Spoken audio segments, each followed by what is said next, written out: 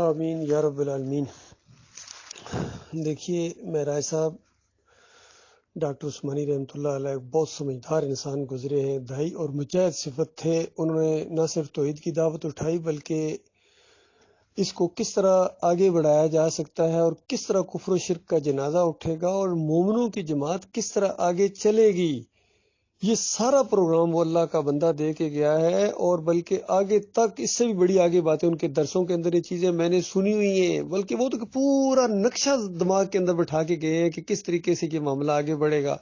جب جنگوں کا دور شروع ہو جائے گا تو اس وقت اس اللہ کے بندے نے، چونکہ جدید علوم کا ماہر تھا وہ، انہوں نے کہا کہ سپر اٹامک بمب بھی چلائے جا سکتے ہیں۔ سپر ایک تو ہوتا نا، ابھی تو صرف اٹامک بمب ہے، سپر اٹامک بمب اس اللہ کے بندے نے لفظ استعمال کیا۔ تو یہ آگے جا کے یہ معاملات یہ اس وقت آگے جا کے ہوں گے، اس لیے انہوں نے یہ تشریح کی ہے کہ دیکھو اطیع اللہ و اطیع الرسول و اولو الامر منکم، کہ اللہ کی اطاعت کرو اور اللہ کے رسول کی اطاعت کرو، اس اطاعت میں کوئی اختلاف ممکن نہیں ہے۔ ہاں امیر سے ہو سکتا ہے، کیونکہ آگے جا کے امیر کے ساتھ معاملہ پڑنا ہے اور وہ بھی عام انسان ہے، نبی نہیں ہے۔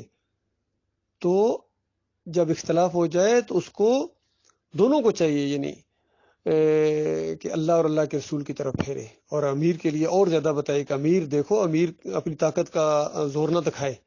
تو یہ گویا آگے چل کے جو جماعت کے امیر بننے تھے ان کے لیے یہ سرمایہ تھا، علم، یہ تشریح، یہ خزانہ تھا ایک۔ تو یہ محمد حنیف نے اس کے اوپر غور ہی نہیں کیا، نہ اس کے اوپر عمل کیا، بلکہ اس کو ایک غیر ضروری چیز سمجھا۔ تو یہ ڈاکٹر صاحب کہہ رہے ہیں کہ امیر کو اپنی طاقت کا مظاہرہ نہیں کرنا چاہیے، کیونکہ اقتدار میں طاقت ہوتی ہے۔ دنیاوی لحاظ سے دیکھیں آج جس طرح ان چوروں اور ڈاکوں کے ہاتھ میں حکومت آ گئی ہے، دوسرے لوگ کچھ بھی نہیں کر پا رہے ہیں۔ جب بھی کسی کے ہاتھ میں کوئی حکومت آ جاتی ہے پھر بہت مشکل ہو جاتا ہے معاملہ، پھر بڑی قربانیاں دینی پڑتی ہیں۔ تو اس طریقے سے اب یہ بڑی قربانیاں ایک قسم کی، ہمارے یہ جذبات کی، ہماری ساری چیزوں کی یہ قربانیاں ہیں، رشتہ داروں کو چھوڑنا، بہن بھائیوں کو چھوڑنا، یہ ہے قربانیاں دینی پڑیں گی۔ اللہ کو آگے رکھو، ان سارے رشتوں کو پیچھے کرو، تب آپ ایمان خالص کے اوپر چلیں گے۔ تو ایک چیز تو یہ ہو گئی۔ دوسری بات جس طرح میں نے کہی تھی کہ جب بھی ان کا کوئی بات چیت کرنے والا بات چیت کرتا ہے تو ظاہر بات ہے دلائل تو ہے نہیں، جھوٹ کو کس طرح یہ دفاع کریں گے؟ چاہے قاری خلیل الرحمان کہتا ہے کہ لی ساجدین قرآن کی نص ہے، غور کیجئے، اور ان کا عبد الجبار کہتا ہے کہ یہ اللہ کے سجدے کو، اللہ کو کدھر گھسیٹ کے بیچ میں لے، یعنی ان کے منہ سے کیسی کیسی باتیں نکل رہی ہیں۔ سہیل خان کہتا ہے کہ یہ جو سجدہ ہوا یوسف علیہ السلام کو، یہ چونکہ یوسف علیہ السلام نے پریشانیاں بہت کاٹی تھی، تکلیفیں بہت کاٹی تھی، بھائیوں نے بڑے صدمے دیے تھے، تو اللہ تعالیٰ نے سجدہ کرا کے اس کا کفارہ ادا کیا۔ محمد حنیف صاحب کہتے ہیں کہ اصل میں یوسف علیہ السلام نے فرمانبرداری بہت کی تھی اللہ تعالیٰ کی، اور اس فرمانبرداری کی وجہ سے یہ سجدہ کرایا گیا ہے۔ اور ان دونوں نے، جو سعید احمد نے اور محمد حنیف نے، جو مضمون ان دونوں میں سے کسی ایک نے لکھا ہے لیکن مانتے نہیں ہیں۔ دیکھو یہ بھی ایک ان کی چوری ہے، حالانکہ کیا اس میں ان سی بات ہے، جس نے لکھا ہو کہ میں نے لکھا ہے، سعید احمد کہتا ہے محمد حنیف نے لکھا ہے، محمد حنیف کہتا ہے نہیں سعید احمد نے لکھا ہے۔ تو اس پر بھی ان کا اختلاف ہے۔ تو اس کے اندر جو الفاظ انہوں نے استعمال کیے، کہتے ہیں یہ فقید المثال، فقید المثال، یعنی اس سجدے کی کوئی مثال نہیں دی جا سکتی، یہ کہہ رہے ہیں، اور پھر آدم علیہ السلام کی سجدے کی مثال لے کے آتے ہیں۔ دیکھو ان کا یہاں بھی چوری پکڑی گئی۔ پھر یہ کہتے ہیں نہیں صاحب یہ انوکھا سجدہ ہے، انوکھا، یعنی بات بنائے نہیں بن رہی ہے ان سے، اور زبردستی یہ سجدہ کروانے کی کوشش کر رہے ہیں۔ اور شمیم صاحب کا تو کہنا ہی کیا، انہوں نے جو بیان جاری کیا، جس طرح آنکھیں بند کر کے نہیں بندہ وہ بولنا شروع ہو جاتا ہے۔ تو اب پتہ چلا ہے کہ جو ان کے بڑے ایکٹیو لوگ تھے، جو سمجھدار سمجھے جانے والے لوگ تھے، ان کا یہ حال ہے تو دوسروں کا کیا حال ہوگا؟ تو ان کو ذرا بھی اللہ کا خوف نہیں ہے، یقین کیجیے، ذرا بھی ان کو ہوش نہیں ہے۔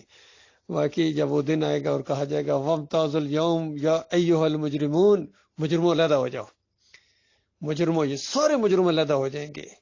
مومن ایک طرف ہوں گے، انبیاء کے ساتھ ہوں گے، اپنے اپنے جو مومن لیڈر گزرے ہوں گے ان کے ساتھ ہوں گے، اور یہ سارے مجرم علیحدہ ہو جائیں گے، واسطے وسیلے والے، سجدہ تعظیمی والے، اور پکاروں والے، چوریوں والے، انفاس العارفین والے، غنیت طالبین والے، دعوت القرآن والے، یہ مجرم سارے علیحدہ ہو جاؤ بے ایمانو، آج تمہاری خبر لی جائے گی۔ اس انداز سے اس وقت یہ پچھتائیں گے، چیخیں گے، چلائیں گے، اور شمیم صاحب کا یہ کہنا کہ دیکھو پہلے منور سلطان نکلا، وہ کیا نام ہے یعقوب علی نکلا، سرفراز نکلا، وہ رفعت نواب نکلا، ہاں اب آپ نکلے، آپ ان کے ساتھ ہیں، ہم نہیں ہیں، ہم تو ادھر ہی کھڑے ہیں، ہم تو ایک لمحے کے لیے بھی اس جماعت سے ہم نہیں ہٹے ہیں۔ گزشتہ 38 سال سے جب سے میں اس جماعت میں آیا ہوں، ایک لمحے کے لیے کبھی سوچا بھی نہیں ہے، کبھی دل کے اندر یہ وسوسہ بھی نہیں آ پایا ہے اس انداز سے کہ یہ دعوت کہیں سچی ہے یا جھوٹی ہے، بلکہ ہر آن ہمارا ایمان بڑھتا چلا جا رہا ہے۔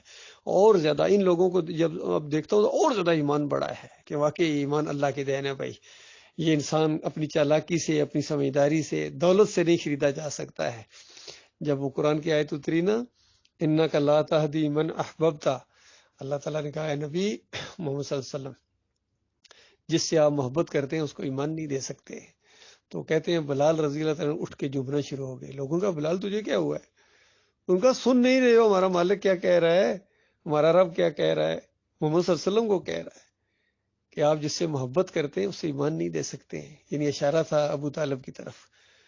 تو انہوں نے کہا کہ دیکھیے ایمان جو ہے یہ محمد صلی اللہ علیہ وسلم کے ہاتھ میں بھی نہیں ہے، اگر ان کے ہاتھ میں ہوتا تو میری باری کب آتی، پہلے تو رشتہ داروں کو ملتا۔ اس اندازی مفہوم میں بات کا بیان کر رہا ہوں۔ تو یہ ایمان کا معاملہ ہے شمیم صاحب، یہ دولت سے نہیں خریدا جا سکتا، یہ ڈالروں سے نہیں خریدا جا سکتا، یہ چالاکیوں سے نہیں خریدا جا سکتا، یہ تمہارا مال اور تمہاری اولاد نہیں ہے جو تمہیں اللہ کے قریب کریں۔ بڑی بڑی مسجدیں بنانے سے آپ جنت نہیں جا سکتے ہیں، ایک جھونپڑی والا جو مومن ہے وہ جنت میں چلا جائے گا، لیکن بڑے بڑے آپ سے زیادہ ہزاروں گنا زیادہ خوبصورت مسجدیں بناتے ہیں یہ سعودیہ والے اور بحرین والے اور دبئی والے۔ آپ کے پاس تو کچھ ہے ہی نہیں ہے، یقین کیجیے وہاں میں آپ کے پاس دیکھے ہو، میں یہاں جب بڑے بڑے شیخ دیکھے آپ ان کے پاس کو بھی نہیں ہے، لیکن پھر بھی آپ جامع سے باہر ہو گئے ہیں۔ تو جس طرح موسیٰ علیہ السلام نے اللہ سے ایک مرتبہ دعا کی کہ یا اللہ آپ نے ان کو مال و دولت دیا، یہ ایمان کے دشمن بن گئے ہیں اور ان کے مال کو برباد کر دے مالک۔ اور ایک دفعہ آخر میں جا کے یہ بھی دعا مانگی کہ یا اللہ بس ان کو ایمان نہ دے حتیٰ کہ عذاب علیم کا مزہ چکھیں، پھر ان کو پتہ چلے کہ اللہ کیا چیز ہے۔ بالکل وہی یقین کیجیے ہماری کئی دفعہ دعائیں بھی ان کے لیے نکلتی ہیں، لیکن جب شمیم صاحب کا یہ میں نے کلپ سنا ہے اور اس جیسا جو بھی کلپ آتا ہے اس قدر یعنی ان کی بد دعا نکلتی ہے کہ یا اللہ ان کے مال کو برباد کر دے میرے مالک، ان کو کوڑی کوڑی کا محتاج کر دے تاکہ ان کو پتہ چلے اللہ کیا چیز ہے، اور ان کو ایمان نہ دے تاکہ تیرے عذاب کا یہ مزہ چکھیں اور پھر ان کو پتہ چلے کہ اللہ کیا چیز ہے۔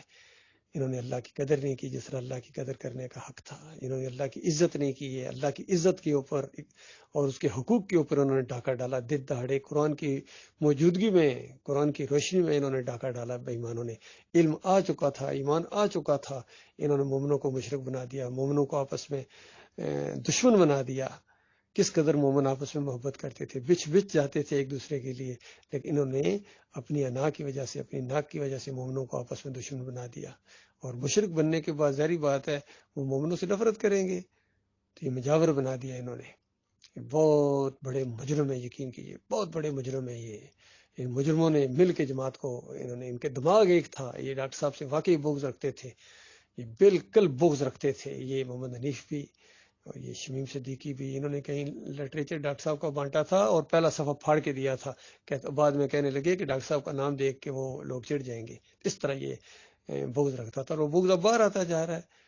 یقین رمضان بھی بغض رکھتا تھا ڈاکٹر عثمانی رحمۃ اللہ علیہ سے، منور سلطان بھی رکھتا تھا، اور یہ یعقوب علی بھی رکھتا تھا۔ سعید احمد تو خیر اس نے تو کہہ دیا تھا ہمیں ڈاکٹر صاحب سے اختلاف ہے، تو اس انداز سے یہ ہے۔ اور اب یہ فیاض محمود باجوہ بھی اسی لائن پر چل پڑا ہے، سارے چلے ہیں، کوئی بات نہیں، جہنم بہت بڑی ہے، وہ بار بار کہے گی حل میں مزید، حل میں مزید۔ کوئی اور بدماش بھی ہے، کوئی اور مشرک بھی ہے، وہ تو پکار پکار کر کہے گی کہ مجھے بھی تو خدمت کا موقع دیجئے، میں بھی تو کسی چیز کے لیے بنی ہوں۔ وہ بنی اسی کے لیے ایک اللہ کے جو انکاری ہوں گے، اللہ کے ساتھ شرک کرنے والے ہوں گے، ان کو ذرا مزہ چکھائے گی۔ اللہ تعالیٰ ان کے انجام سے اپنی پناہ میں رکھے۔ بہت برے پھنسے ہیں، یقین کیجیے محمد حنیف نے ان کو بہت بڑی دلدل میں جا کے پھنسا دیا۔